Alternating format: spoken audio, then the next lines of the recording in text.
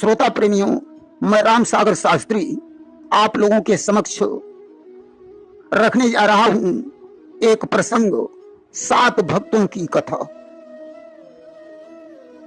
देखिए, सबसे पहले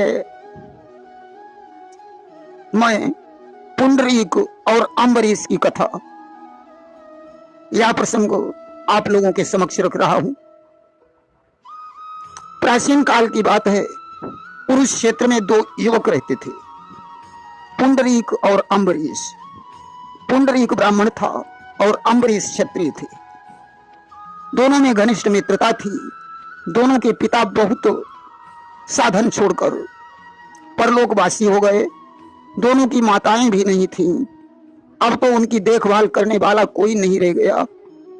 गोस्वामी तुलसीदास जी ने लिखा है कि को न कुसंगति पाई न साई और राई न तेज मते चतुराई। कुसंग में पढ़कर कौन बर्बाद नहीं हुआ। दोनों बच्चे जवान हो गए और कुसंग में पढ़कर बर्बाद हो गए। वे रात दिन वैश्याओं के घर में पड़े रहते थे, मांस मदिरा का सेवन करने लगे। धीरे धीरे इनकी सारी संपत्ति का नाश हो गया। जब इनके पास धन नहीं रह गया तो वैश्याओं ने उन्हें मार पीट कर अपने घर से निकाल दिया। घरवार तो वे पहले ही वैश्याओं को अर्पण कर चुके थे, अब उनके पास बचा ही क्या था। दोनों मित्रों ने विचार किया, चलो परदेश में चलकर कुछ काम करेंगे। उन्होंने कुरुक्षेत्र को छोड़ दिया और परदेश को चल पड़े। चलते चलते वे दोनों एक ऐसी जगह पर पहुंच गए जहां भगवान विष्णु का यज्ञ हो रहा था। ब्राह्मण वेद मंत्रों का उच्चारण करके आहुति दे रहे थे। ज्यों ही वेद मंत्रों की ध्वनि उनके कानों में पड़ी, अब तो उनकी पाप बुद्धि का नाश हो गया और धर्म बुद्धि जागृत हो गई। वे दोनों यज्ञ मंडप में पहुंचे और एक तेजस्वी ब्राह्मण के चरणों में जाकर अपना मस्तक रख दिया। ब्राह्मण ने कहा, अरे भाई, आप लोग क्यों रो रहे हो? दोनों ने हाथ जोड़कर कहा, विप्रदेव, हम दोनों बहुत बड़े पापी हैं। पिता के मरने के पश्चात हमने अपनी सारी संपत्ति वैश्याओं को दे दी। मांस मदिरा का सेवन करते रहे, वैश्या ने मुझे घर से निकाल दिया। हे विप्रदेव, हम लोग अपने पापों का प्रायश्चित करना चाहते हैं, मेरी मुक्ति का उपाय बताइए। ब्राह्मण ने कहा, पुत्रों, तुमने बहुत बड़े बड़े पाप किए हैं जिनका प्रायश्चित संभव नहीं है। फिर भी मुझे प्रसन्नता हो रही है कि तुम्हारी सद्बुद्धि जागृत हो गई और तुम अपना कल्याण चाहते हो। अब एक ही उपाय है, भगवान की शरण में जाओ। भगवान ही पतितों का उद्धार करने वाले, अशरण के शरण देने वाले हैं, वही तुम्हारा कल्याण करेंगे। कि कोटि विप्रबध लागई जाहू, अवाए शरण तजऊ नहीं ताहू। करोड़ों ब्राह्मणों का वध करने वाला भी भगवान की शरण में जाने से पाप मुक्त हो जाता है। उन्हें ब्राह्मण की बात समझ में आ गई। पुंडरीक ने अम्बरीश से कहा, मित्र, मेरे हृदय में भगवान की भक्ति जागृत हो गई है। अब तो मैं उनके दर्शन किए बगैर अन्न और जल नहीं ग्रहण करूंगा। अम्बरीश ने कहा, मित्र, मैं भी यही करूंगा। अब तो दोनों मित्र भगवान का स्मरण करते हुए तीर्थों का भ्रमण करने लगे। 6 दिन व्यतीत हो गए, दोनों ने अन्न जल को नहीं ग्रहण किया।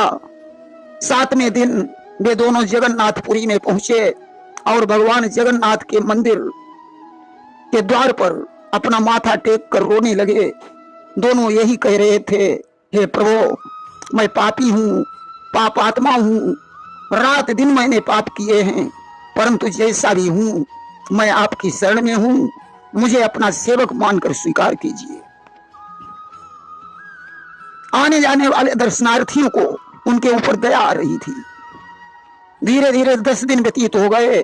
उनका शरीर शिथिल हो गया, प्यास से गला सूख गया, परंतु दोनों ने भगवान का द्वार नहीं छोड़ा। 11वें दिन अम्बरीश मूर्छित हो गए। उनकी दशा देखकर पुंडरीक की आंखों से आंसू बरसने लगे। वह चिल्लाने लगा, हे राधा रमण, अब मुझ में सामर्थ्य नहीं रही, हमारी दुर्दशा पर तरस खाओ, हमारे पापों को क्षमा करके दर्शन दो। अब तो उनकी करुण पुकार पर भगवान द्रवित हो गए। आज पतितों का उद्धार करने वाले दीनानाथ साक्षात प्रकट हो गए और दोनों भक्तों को उठाकर अपने हृदय से लगा लिया।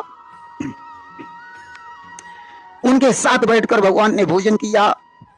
पुंडरीक और अम्बरीश ने की अभिलाषा पूर्ण हो गई। सत्य ही कहा गया है, कोई कितना भी बड़ा पापी क्यों न हो, अगर किए गए पापों के लिए पश्चाताप करे और भगवान के सामने रो रो कर अपने पापों को प्रकट करे और उनसे क्षमा मांगे, तो भगवान की कृपा से उसके पापों का शीघ्र नाश हो जाता है और वह भगवान के दुर्लभ दर्शन पाकर कृतार्थ हो जाता है। भक्त आरण्य मुनि की कथा। सतयुग के अंत में एक मुनि का जन्म हुआ जिनका नाम आरण्य था। आरण्य किसी जंगल में अपना आश्रम बनाकर रहते थे। एक बार की बात है, उनके आश्रम में कपिल देव जी पधारे।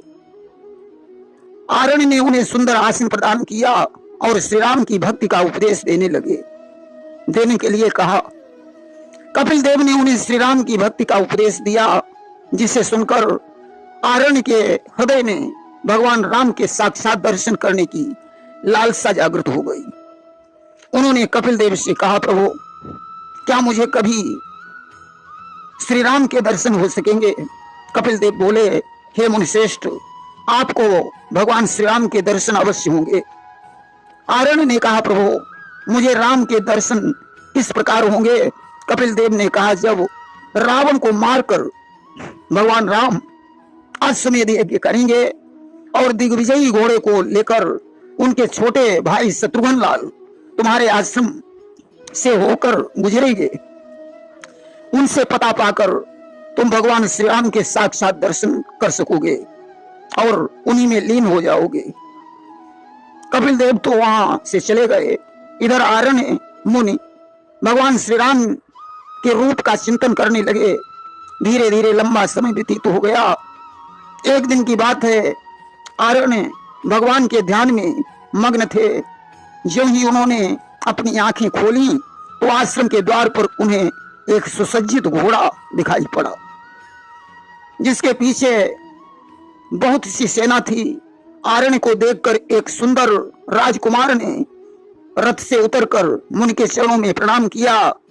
मुनिवर ने उस राजकुमार से परिचय पूछा। उसने कहा, मैं अयोध्या सम्राट श्री राम का अनुज हूं, मेरा नाम शत्रुघ्न है।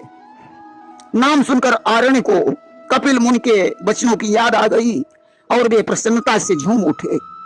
उन्होंने कहा, राजकुमार मुझे श्री राम के पास ले चलो। आज शत्रुघ्न के सहित आरण्य मुनि अयोध्या में पहुंचे तो उन्होंने यज्ञ मंडल में मुनियों के मध्य में विराजमान भगवान श्री राम को देखा। भगवान का दिव्य दर्शन करके आरण्य मंत्र मुग्ध हो गए। वे एकटक भगवान को देखते रहे। उनकी पलकें चलना बंद हो गया, शरीर पुलकित हो गया। मुनि की ऐसी दशा देखकर भगवान राम उठकर खड़े हो गए और उन्होंने मुनि के चरणों में सादर प्रणाम किया। आरण्य मुनि ने प्रभु को शीघ्र दोनों भुजाओं में उठाकर हृदय से लगा लिया। राम ने मुनि के चरणों को धोकर चरणोदक का पान किया। भगवान की भक्त वत्सलता को देखकर आरण्य मुनि खुशी से पागल हो गए। उछल उछल कर चिल्लाने लगे, आज मैं धन्य हो गया। सभी के देखते देखते उनका ब्रह्मरंध्र फट गया। बड़े जोर से एक शब्द हुआ, उनके शरीर से एक दिव्य तेज निकला और भगवान श्री राम के शरीर में समाहित हो गया। महर्षि कंडू की कथा। महर्षि कंडू बड़े तपस्वी महात्मा थे। एक बार उनकी तपस्या से भयभीत होकर इंद्र ने तपस्या में विघ्न डालने के लिए प्रेम लोचना नामक परम सुंदरी अप्सरा को भेजा। प्रेम लोचना ने जाकर मुनि की तपस्या भंग कर दी। मुनि उसकी रूपाग्नि में पतंगे बन गए। उन्होंने तपस्या छोड़ दी और अप्सरा के साथ विहार करने लगे। विहार करते करते 1600 वर्ष बीत गए। अब तो उन्हें संध्या बंदन और पूजा पाठ से कोई मतलब ही नहीं रहा। वह प्रेम लोचना के प्रेम में ऐसे डूब गए कि सूर्य निकलता है और कब डूब जाता है उन्हें पता ही नहीं चलता। अप्सरा के प्रसंग से उनकी तपस्या नष्ट हो गई। एक दिन की बात है, 1600 वर्ष के बाद वे अप्सरा के साथ छोड़कर कुटिया के बाहर निकले तो उन्होंने भगवान सूर्य को अस्त होते हुए देखा। प्रेम लोचना उन्हें बाहर जाते हुए देख रही थी और उसने कहा कि हे देव, कहां जा रहे हो? कंडू ने कहा, संध्या बंदन करने जा रहा हूं। क्या तुम्हें दिखाई नहीं पड़ रहा है भगवान सूर्य अस्त हो रहे हैं या संध्या काल है? प्रेम लोचना ने कहा, देव, क्या आज नया सूर्यास्त हो रहा है? सूर्यास्त तो रोज होता था। आपने तो कभी संध्या बंदन नहीं किया, आज क्यों कर रहे हो? कंडू ने कहा, तुम मुझे प्रातः काल मिली थी और दिन भर मेरे पास रही। केवल एक ही दिन तो बीता है, अब संध्या काल है, मैं संध्या करने जा रहा हूं। प्रेम लोचना ने कहा, देव, मैं जिस प्रातः काल में मिली थी उसको आज 1600 वर्ष 6 महीने और 3 दिन हो चुके हैं। अब तो कंडू की आंखें खुल गईं।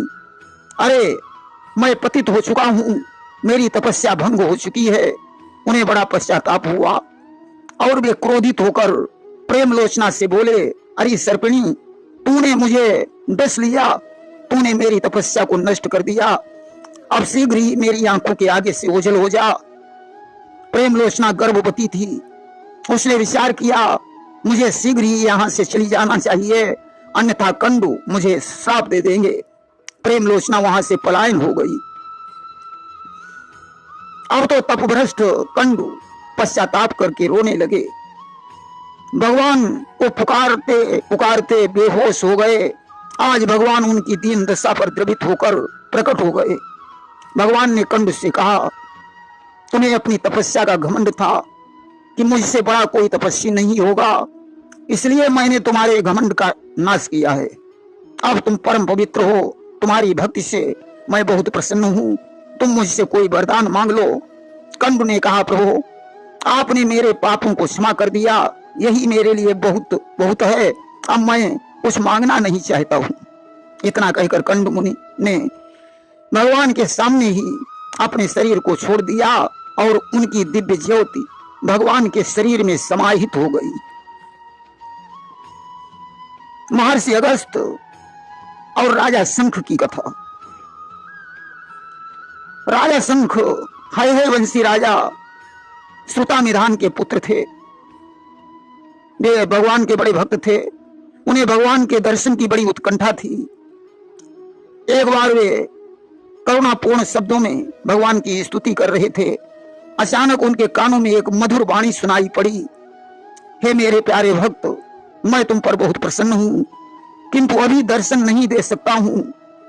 1000 वर्ष के पश्चात तुम्हें मेरे दर्शन होंगे।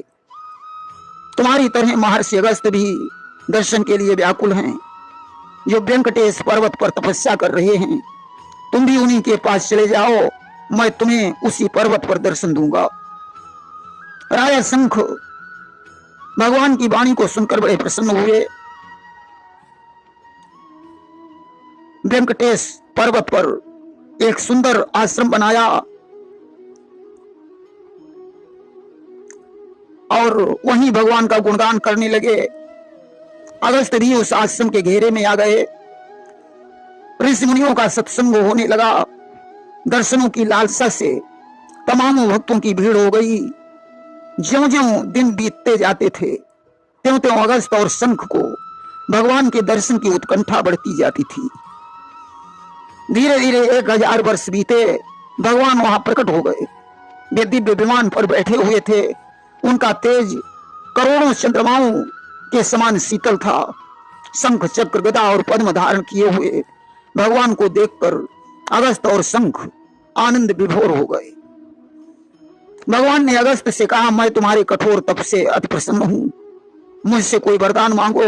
अगस्त ने कहा, देव आपके दर्शन के पश्चात अब मुझे क्या चाहिए, मैं तो सिर्फ आपके चरण कमलों की निरंतर भक्ति चाहता हूं। भगवान ने तथास्तु कह दिया। देवताओं ने भगवान से प्रार्थना की, प्रभु आप इस पवित्र वेंकटेश पर्वत पर सदैव निवास करें और दर्शनार्थियों की कामनाएं पूरी करें। भगवान ने उनकी प्रार्थना स्वीकार कर ली।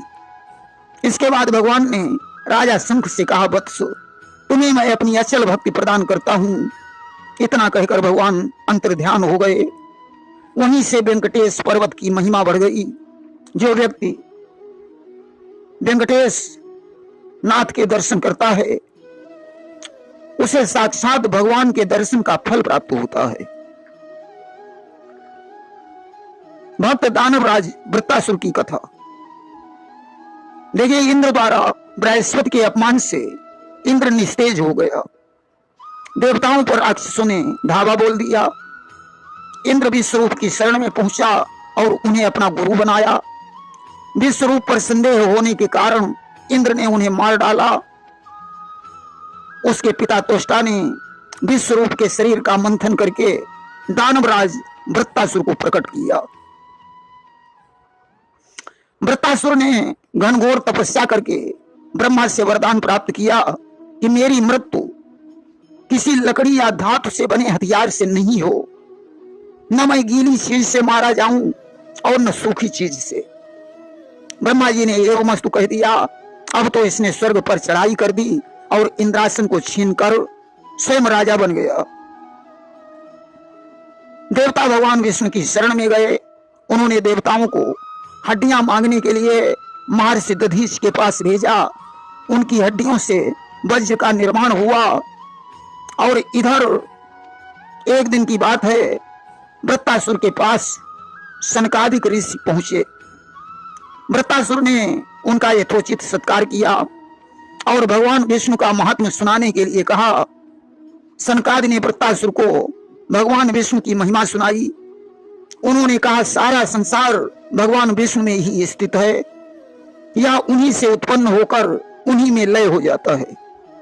जब मनुष्य दिव्य दृष्टि से सबको ईश्वरमय देखता है तभी ब्रह्म का स्वरूप प्रकट होता है और वह भगवान को प्राप्त कर लेता है।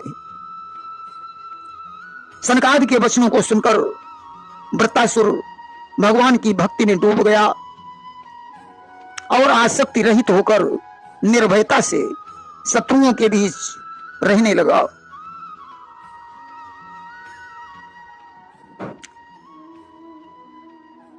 देवताओं को यहां पर क्या होता है, जब